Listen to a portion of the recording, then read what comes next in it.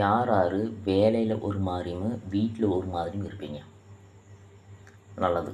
வேலையை ஸ்ட்ரிக்டாக பார்க்குறவக்க ஒரு ஒரு ஸ்ட்ரிக்டாக ஜாலியாகவும் இருக்கலாம். வீட்டில் முற்றிலும் வேறு மாதிரி இருக்கும். அது நல்லது. நிறைய பக்கம் நடக்குது.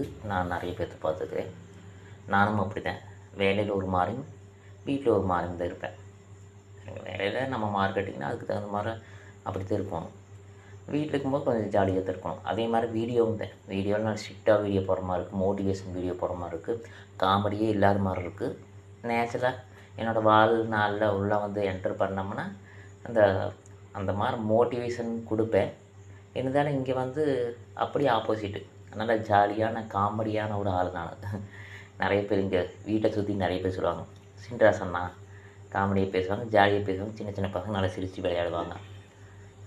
அப்படித்தான். அப்படி இருக்கிறது நல்லது.